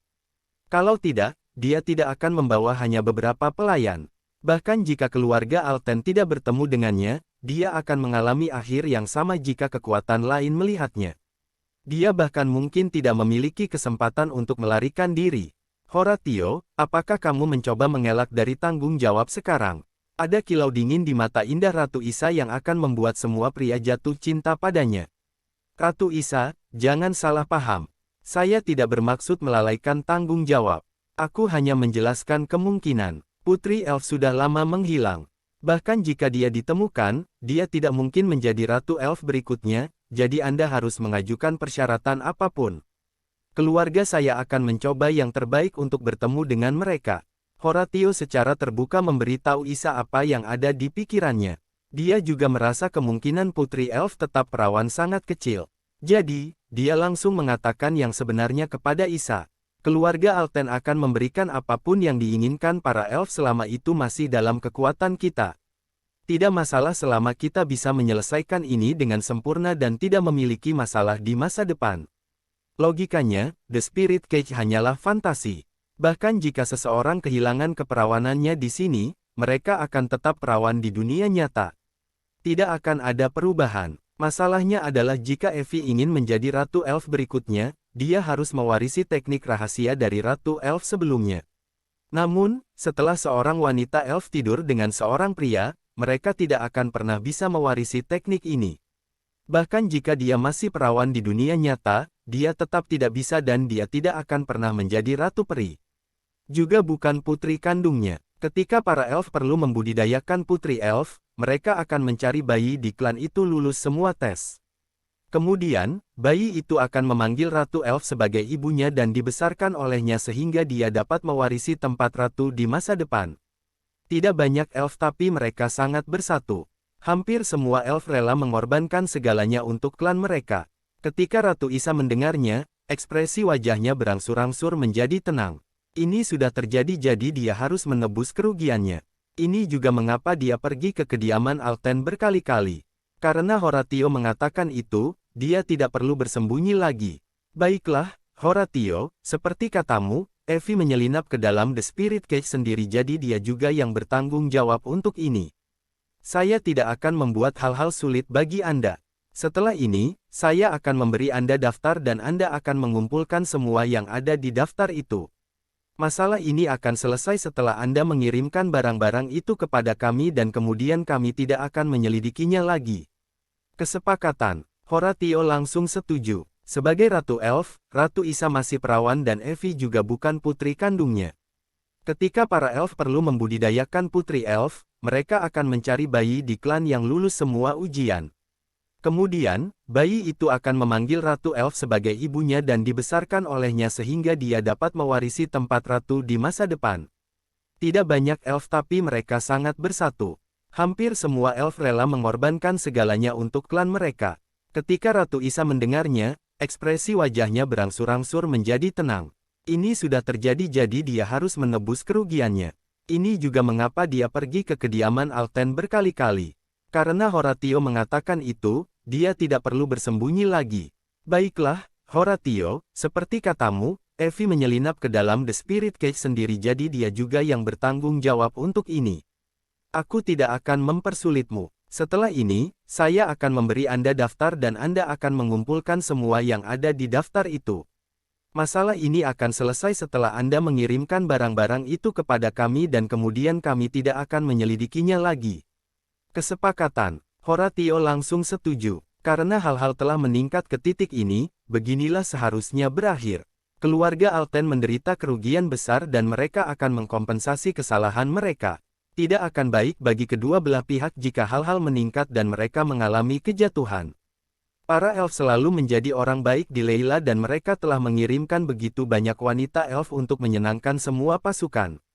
Jadi, semua orang akan meremehkan seberapa kuat para elf itu. Siapapun yang berani memandang rendah peri akan menderita kerugian besar. Selain itu, teknik rahasia Ratu Elf, yang diwariskan dari generasi ke generasi, dikatakan mampu menghancurkan langit dan bumi. Siapapun yang berani memprovokasi mereka akan sangat menderita. Setelah Ratu Elf Isa mencapai kesepakatan dengan Horatio, dia meninggalkan kediaman Alten. Dia harus terus memperluas pencarian untuk menemukan Evie. Jika dia masih tidak bisa menemukan Evie, dia hanya bisa kembali. Sebagai Ratu Peri, masih banyak hal yang menunggunya untuk ditangani. Jadi, dia tidak bisa tinggal di The Spirit Cage selamanya. Dia juga harus memasukkan kembali membudidayakan Putri Elf baru ke dalam agenda. Selama ini, Ratu Isa tidak tinggal diam. Dia akan berkeliaran di sekitar pegunungan setiap hari, berharap menemukan keberadaan Evie. Namun, dia masih tidak dapat menemukan apapun. Evie sepertinya telah menguap dari dunia. Baik keluarga Elf maupun Alten menginvestasikan banyak tenaga, tetapi mereka bahkan tidak dapat menemukan petunjuk. Berbicara secara logis, Evie tidak akan terlalu lama berada di The Spirit Cage. Dilihat dari betapa dia suka bepergian dan bersenang-senang, sepertinya dia tidak akan pergi jauh. Kecuali dia mendapat masalah setelah melarikan diri dari Soleil dan jatuh ke tangan orang lain. Setelah orang ini menangkap Evie, dia tidak pamer dengan cara yang menonjol seperti Soleil tetapi diam-diam menyembunyikannya. Begitulah situasi saat ini. Isa tahu Evie masih hidup, tapi dia tidak bisa menemukannya. Baik Ratu Elf Isa dan Horatio tahu bahwa, bahkan jika mereka menemukan Evie, dia mungkin tidak akan bisa mewarisi teknik rahasia dan menjadi Ratu Elf. Oleh karena itu, keluarga Alten bersedia membayar mahal untuk mengkompensasi kerugian para elf. Sama seperti keempat wanita elf yang ditangkap Soleil. Setelah dia bersenang-senang dengan mereka malam itu, dia menyiksa mereka dengan kejam setelah itu. Jika Evie tertangkap, dia juga akan mengalami nasib yang sama. Meski begitu, Elven Queen Isa tetap harus mencari siapa yang mengambil Evie. Tidak ada yang bisa menyentuh Putri Elf. Bahkan jika lawannya adalah kekuatan tertinggi Kerajaan Bintang, mereka harus memiliki penjelasan yang masuk akal. Jika tidak, Peri tidak akan membiarkan masalah ini berhenti. Peri memulai pencarian lain. Jika mereka masih tidak dapat menemukan Evie kali ini, mereka hanya dapat mengirim kembali beberapa dari mereka untuk sementara. Tidak banyak elf sehingga mereka tidak memiliki banyak energi untuk disia-siakan di The Spirit Cage. Selama waktu ini, Evie sedang makan di kota tingkat ketiga, yang terletak setidaknya 2,5 bulan dari Wir. Bab buku diperbarui setiap hari gabung dan tetap diperbarui untuk semua pembaruan buku. Dia juga tidak tahu bahwa ibunya, Elf Ratu, sedang melakukan segalanya untuk menemukannya. Alasan utamanya adalah Ratu Isa tidak mengharapkan Evie melangkah sejauh ini, dan dengan tenaga yang terbatas, dia hanya bisa mencari di sekitar Wir. Apalagi Isa tak berani menarik terlalu banyak perhatian. Jika Evie ditangkap oleh seseorang, bukankah itu akan mengingatkan musuh? Jika itu masalahnya, akan lebih sulit menemukan Evie. Mereka bahkan mungkin menemukan tempat terpencil dan membunuh Evie agar mereka tidak menyinggung para peri. Jadi Ratu Isa takut terlalu berisik. Alasan Black Fox mengetahui identitas Evie juga karena jaringannya di Wir. Di sisi ini, David dan yang lainnya sedang makan. Di tangga di lantai 2, beberapa pemuda menatap tajam ke wajah Evie dan para wanita elf. Wajah mereka terlalu halus, terlalu memikat, dan terlalu cantik. Sepanjang hidup mereka, mereka belum pernah melihat wanita cantik seperti itu. Andai saja mereka bisa memilikinya, itu pasti akan menjadi berkat besar. Setelah mencari beberapa saat, orang-orang itu kembali sadar dan saling memandang. Senyum sinis muncul di wajah mereka. Mereka tidak naik ke lantai 3 lagi. Sebaliknya, mereka langsung berjalan ke meja David. David dan yang lainnya berada di wilayah mereka, jadi mengapa mereka membiarkan mereka pergi? Meskipun David memunggungi tangga, dengan kemampuannya, dia bisa mendengar percakapan para pria. Daud merasa tidak berdaya. Dia sudah lama mengetahui bahwa jika pria lain melihat Evie dan wanita elf lainnya, itu akan menimbulkan banyak masalah yang tidak perlu. Itu sebabnya dia meminta mereka untuk memakai cadar untuk menutupi telinga runcing mereka yang khusus untuk para elf. Pada akhirnya, mereka masih diharapkan ditemukan. Mereka tidak bisa makan dengan kerudung. David juga tidak takut pada orang-orang ini.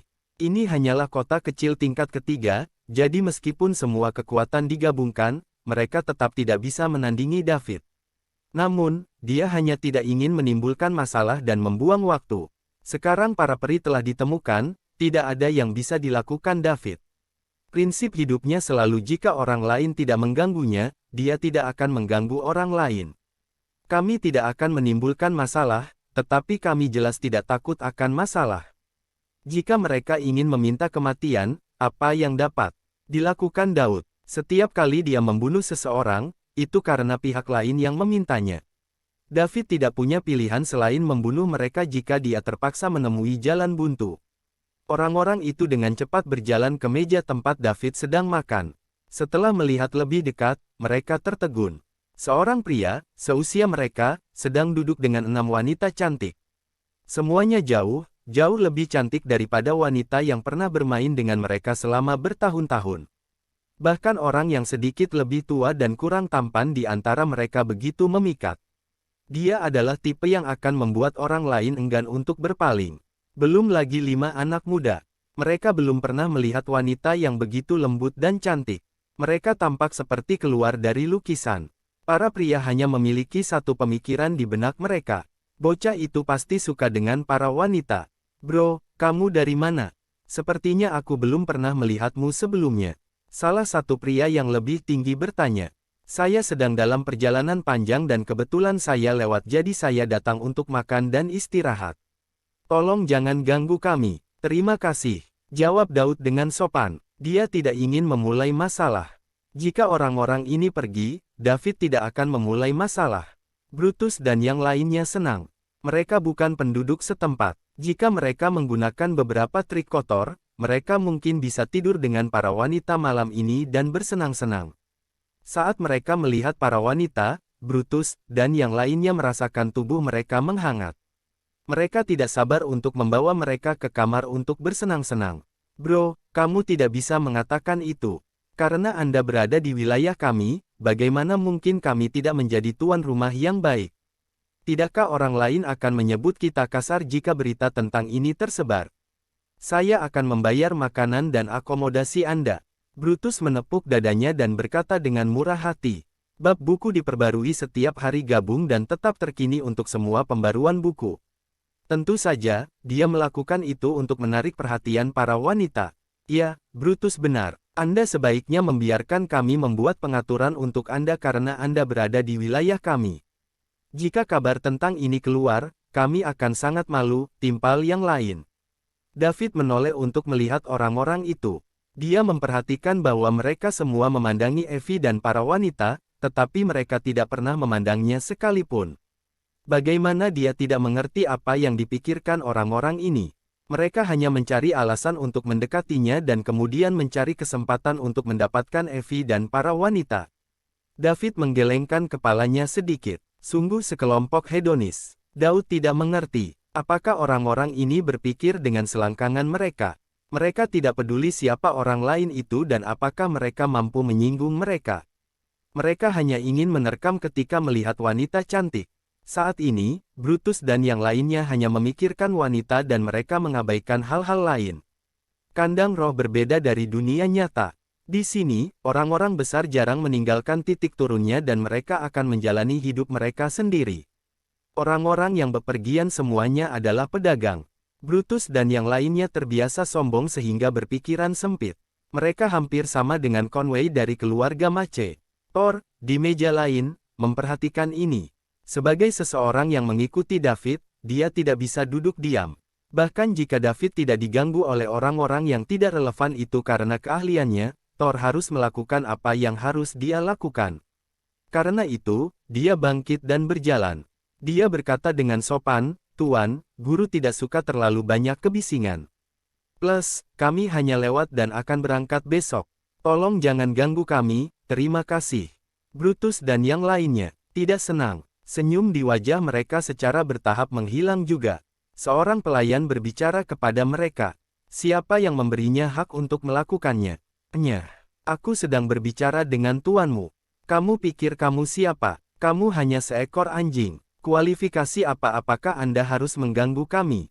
Apakah Anda percaya bahwa saya akan memotong lidah Anda sehingga Anda tidak akan pernah berbicara lagi? Teriak Brutus. Thor juga tidak gila. Dia tidak memiliki latar belakang apapun di dunia nyata. Ketika dia sampai di The Spirit Cage, dia tidak punya apa-apa. Setiap hari, dia akan pergi ke berbagai kota. Dia telah dihina dan dipandang rendah. Diejek dan diejek adalah hal yang biasa baginya.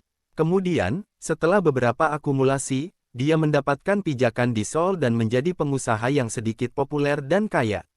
Pengalaman Thor selama bertahun-tahun mengajarinya bahwa uang bukanlah apa-apa. Dia harus memiliki latar belakang dan kekuatan. Kalau tidak, uang yang dia hasilkan hanya akan diberikan kepada orang lain jika dia tidak berhati-hati. Saat bertemu David, Thor rela menyerahkan tahun akumulasinya untuk mengikuti David tanpa ragu dan menjadikannya sebagai tuannya. Itu karena dia berharap untuk mengandalkan David.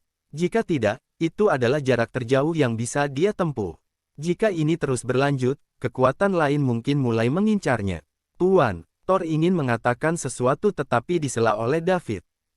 Sungai, Anda harus pergi. Saya akan menangani ini. David membawa Thor masuk agar Thor dapat menghubungi pedagang lokal untuk membeli harta karun, bukan menderita keluhan. Dia sudah sopan kepada para pria. Jika mereka masih menolak untuk pergi, maka mereka tidak boleh menyalahkannya karena tidak menunjukkan rasa hormat dan memulai masalah. Ya Tuan, setelah Thor mengatakan itu, dia kembali ke tempat duduknya. Dia melakukan semua yang dia bisa dan dia tidak bisa menangani tiran lokal di sini. Target mereka jelas para wanita elf yang dibeli David dengan banyak uang. Teman-teman, kami hanya akan berada di sini untuk 1 malam dan kami tidak ingin berhubungan dengan kalian. Silakan pergi sebelum saya marah, kata David datar. Wow, nak, kami menghormatimu, jadi kamu harus tahu apa yang baik untukmu. Apakah Anda tahu di mana Anda berada? Apakah Anda tahu siapa kami? Beraninya kau berbicara kepada kami dengan cara ini. Saya pikir Anda tidak ingin pergi. Brutus mencibir. Adegan di sini menarik perhatian pelanggan lain di lantai 2. Namun, setelah mereka melihat Brutus, mereka hanya menundukkan kepala dengan tenang dan melanjutkan makan. Mereka tahu mereka tidak mampu menyinggung Brutus dan kelompoknya. Pada saat yang sama, mereka juga berduka untuk David dan timnya. Jika mereka tidak memenuhi permintaan para hedonis ini, mereka tidak akan bisa pergi dengan selamat. Aku tidak peduli siapa kamu.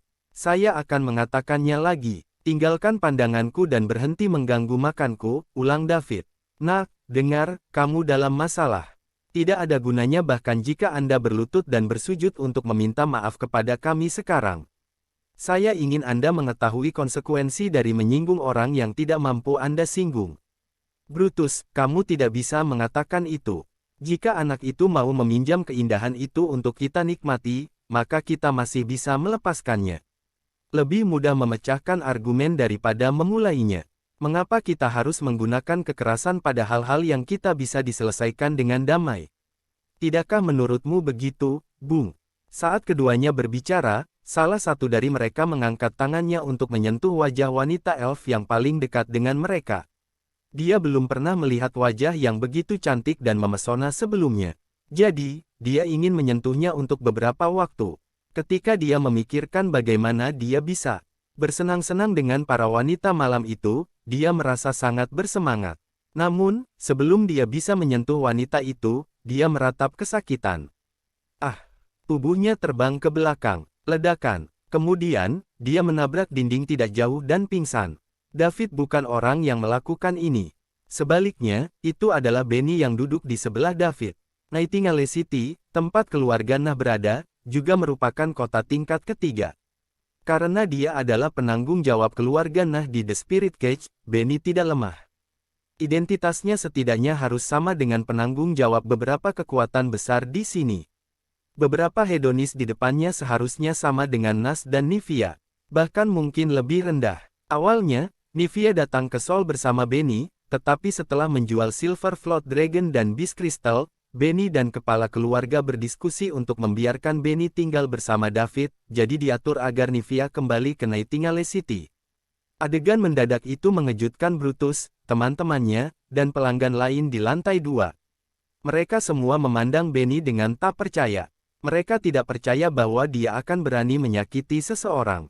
Ini adalah pertama kalinya Brutus dan teman-temannya mengalami hal ini, jadi mereka tercengang. Mereka telah sombong selama bertahun-tahun sehingga mereka selalu menjadi pengganggu. Kapan mereka membiarkan orang lain menggertak mereka? Kamu. Brutus menunjuk ke arah Benny. Setelah dia tergagap untuk waktu yang lama, dia masih belum bisa membentuk kalimat yang lengkap. Aku sudah menahan diri untuk waktu yang sangat lama. Anda bajingan tidak berguna. Anda tidak dapat melakukan apapun selain menindas orang lain. Tuan David cukup baik memberi Anda kesempatan dan tidak ingin memperhatikan Anda. Namun, Anda tidak hanya tidak menghargainya, Anda masih ingin melecehkan kami.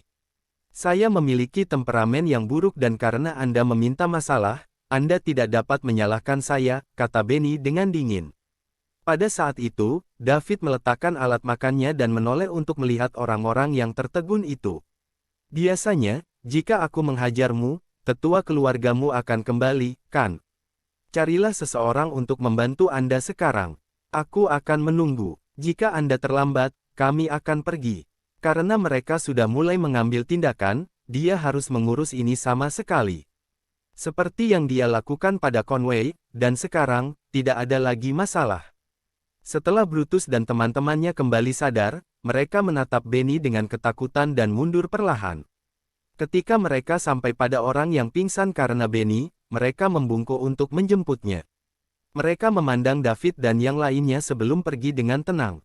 Mereka tidak bodoh. Mereka tahu untuk tidak memilih menderita kerugian langsung. Menilai dari kekuatan yang ditampilkan dalam serangannya, terbukti bahwa wanita yang mengambil tindakan itu tangguh, dan mereka tidak memiliki kesempatan untuk melawannya. Oleh karena itu, pilihan terbaik mereka adalah mundur sementara dan mencari orang lain untuk kembali lagi nanti untuk membalas dendam. Ini adalah wilayah mereka, jadi bagaimana mungkin mereka membiarkan David dan timnya pergi setelah mereka melukai teman mereka? Sungguh delusi. Adapun kepergian para hedonis, David tidak mengatakan apa-apa. Dia hanya melihat ke arah Evie dan bertanya, "Putri Evie, kami tidak membuatmu takut, kan?" "Maaf, Tuan David. Kami adalah alasan Anda mendapat masalah," kata Evie meminta maaf. "Tidak apa-apa. Saya pikir orang-orang itu terbiasa sombong sehingga mereka perlu diberi pelajaran." David terkekeh dan tidak terganggu oleh ini. Beberapa hedonis tidak sepadan dengan waktunya. Orang-orang melanjutkan makan mereka. Ratu Elf Isa dan beberapa elf pergi dan menuju jalan mereka untuk mencari Evie. Kali ini, mereka menuju rute yang diambil David dan timnya. Mungkin kedua belah pihak akan bertemu tidak lama setelah ini. Setelah Brutus dan teman-temannya pergi, orang-orang yang makan di lantai 2 santai. Mereka hedonis membuat mereka merasa gugup dan takut. Mungkin mereka telah diteror oleh orang-orang ini selama bertahun-tahun. Siapapun yang bisa makan di lantai 2 bukanlah orang biasa. Mereka adalah bos yang menjalankan bisnis dan punya uang. Saat menghadapi kekuatan besar setempat, mereka hanya bisa merendahkan diri dan tidak berani menyinggung perasaan mereka. "Puan, Anda harus pergi sekarang. Brutus pasti meminta bantuan sekarang. Keluarga merekalah yang menetapkan aturan untuk kota ini. Siapapun yang menyinggung mereka akan berakhir dengan mengerikan. Ya, selama mereka menyukai sesuatu, mereka harus mendapatkannya. Ini akan menjadi pilihan terbaik untuk pergi sekarang. Jika tidak, Anda tidak akan bisa pergi saat mereka kembali dengan bantuan." Pelanggan di lantai 2 penginapan mulai berdiskusi di antara mereka sendiri bahwa David harus pergi. Mereka tidak mengira orang yang lewat seperti David akan memiliki kekuatan untuk melawan keluarga besar. Meskipun semua orang ingin Brutus dan para hedonis bertemu dengan seseorang yang tangguh untuk memberi mereka pelajaran agar mereka tidak terlalu mendominasi, itu tidak realistis. Orang-orang itu telah sombong selama bertahun-tahun dan tidak ada yang terjadi pada mereka. Terima kasih atas kebaikan kalian semua. Karena anak-anak itu sangat mengerikan seperti yang Anda katakan, saya akan menyingkirkan mereka untuk Anda agar Anda dapat hidup damai di masa depan, kata David dengan tenang. "Puan, Anda tidak tahu, Sai. Lupakan saja, saya pikir Anda tidak akan mendengarkan saya. Hati-hati di jalan, aku akan pergi dulu. Selamat makan." Salah satu pelanggan menghela nafas setelah dia mengatakan itu. Kemudian, dia bangkit dan pergi. Dia tidak ingin terlibat. Dia tidak mempercayai David dan mengira David hanya menggertak. Begitu dia pergi, yang lain juga bangkit dan mengucapkan selamat tinggal kepada David dengan sopan. Jika mereka tidak pergi sekarang, mereka tidak akan bisa ketika Brutus dan teman-temannya kembali. Ketika itu terjadi, orang yang tidak bersalah juga akan tertangkap. Segera, pelanggan di lantai 2 sudah pergi, meninggalkan David dan timnya. Semuanya, lanjutkan makan. Jangan biarkan ini mempengaruhi nafsu makan Anda. Kami sudah di jalan begitu lama dan kita akhirnya bisa makan sesuatu yang enak. Jangan buang makanannya, makan perlahan. Kita harus menyelesaikan semuanya di sini, kata David. Ya Tuan, Thor dan para penjaga menjawab dengan keras. Karena majikan mereka mengatakan itu, mereka hanya bisa mengikuti. Mereka telah melihat kekuatan sejati David. Ketika keluarga Mace melawan David, hampir semua dari 100 pembangkit tenaga listrik mereka musnah. Di antara mereka adalah Basil, wali kota Seoul. Pertarungan itu telah mengubah Seoul sekali lagi. Jadi bagaimana jika semua kekuatan di kota kecil lapis ketiga bersatu? Bisakah mereka mengejar keluarga seperti keluarga Mace? Jelas tidak. Mereka terpisah bermil-mil jauhnya dari keluarga Mace, apalagi David yang memusnahkan mereka dalam sekejap mata. Jika Brutus berani membawa orang kembali, nasibnya akan ditentukan. Episode kecil ini tidak mempengaruhi pengalaman bersantap mereka. Mereka tetap makan dan minum sebagaimana mestinya. Thor dan para penjaga diam-diam merasa senang. Itu sangat berbeda dengan majikan yang tepat. Saat itu, mereka hanya bisa meminta maaf dan membayar kompensasi jika mereka menyinggung tiran lokal. Sekarang, itu benar-benar berbeda. Kemudian, seorang lelaki tua, pemilik penginapan, buru-buru berlari dan dengan gugup berbicara kepada David. Puan, tolong pergi dengan orang-orangmu sekarang. Begitu Brutus dan teman-temannya kembali, Anda tidak akan bisa. Sekarang Anda berada di luar, lebih baik tidak menimbulkan masalah. Harmoni membawa kekayaan, bukan? Ini tidak akan baik bagi siapapun jika ini meledak. Saya akan melepaskan tagihan untuk makanan Anda. Silakan pergi, tolong. Dia tidak ingin membantu David, tetapi bagaimana jika konflik menghancurkan penginapan? Siapa yang akan membayar? Brutus dan teman hedonisnya. Mustahil. Satu-satunya yang akan menyinggung bajingan itu adalah mereka yang tidak ingin tinggal di kota ini lagi. Namun, dengan pengalamannya selama bertahun-tahun, pemilik dapat mengetahui bahwa orang-orang di depannya juga tidak lemah. Puan, Anda adalah bos tempat ini, kan? Tanya David sambil makan. Iya, orang tua itu menjawab. Jangan khawatir, jika ada yang rusak, kami akan membayar Anda 2 kali lipat. Kami tidak akan membiarkan Anda menderita kerugian apapun. Petik 2. Puan, kompensasi bukanlah apa-apa. Aku hanya mengkhawatirkan keselamatanmu. Seperti kata pepatah, tidak peduli seberapa kuat Anda tidak akan pernah lebih kuat dari tiran lokal. Brutus dan teman-temannya terbiasa sombong dan sombong. Mereka telah menderita kerugian yang sangat besar di sini dan pasti tidak akan menyerah. Lagi pula kamu akan tinggal di sini hanya untuk 1 malam jadi sama saja jika kamu pergi sekarang, bukan begitu? David meletakkan alat makan di tangannya ketika dia mendengar itu. Dia memandang lelaki tua itu dan berkata sambil menyeringai, Tuan, Anda benar, tetapi kita tidak bisa pergi begitu saja karena kita mau. Kalau tidak salah, seharusnya ada orang memantau setiap gerakan kami di luar sana sekarang. Kemanapun kita pergi, mereka pasti akan menemukan kita. Jika itu masalahnya, mengapa membuang-buang energi? Bukankah lebih baik menunggu di sini saja? Saya hanya akan memiliki energi untuk bertarung setelah saya makan, kan? Saat ini, Pebbles yang berada di pelukan David terbangun perlahan. Ketika dia mendengar akan ada perkelahian, dia menjadi bersemangat. David, siapa yang kamu lawan? Aku akan membantumu. Kami akan menghajar orang jahat bersama-sama. Kerikil, jadilah baik. Tinggalkan pertempuran untuk orang dewasa. Kamu masih sangat kecil sehingga kamu tidak bisa memikirkan kekerasan sepanjang waktu. Anda harus berperilaku seperti anak kecil. Kami akan berbicara tentang pertempuran ketika Anda lebih tua. Memiliki beberapa makanan sekarang. Setelah Anda makan, Anda harus kembali tidur. Anda akan tumbuh setelah tidur beberapa malam lagi. David membelai kepala kecil Pebbles dan mengeluarkan ramuan yang bersinar untuknya. Mata kerikil menyala dan dia mengambil ramuan itu. Terima kasih, David. Aku pasti akan membantumu menghajar orang jahat saat aku besar nanti. Dia menghabiskan ramuan itu dengan cepat dan mencium dada David untuk menemukan tempat yang nyaman sebelum tertidur. Gadis kecil itu bangun dengan cepat tetapi dia juga tertidur dengan cepat. Tubuhnya membutuhkan banyak energi untuk membantu menyembuhkan kekuatan jiwanya. Sepertinya dia hanya memiliki obat mujarab, tapi itu adalah ramuan jiwa yang sangat mahal. Itu bahkan lebih berharga daripada bis kristal. Ini adalah harta surga dan bumi yang diberikan oleh tiga kekuatan utama lainnya dari Saul kepada David ketika mereka berkunjung setelah David memusnahkan keluarga Mace. Tentu saja, David juga menghabiskan sejumlah uang untuk itu. Bagaimana dia akan menyerah pada kesempatan untuk mendapatkan poin mewah?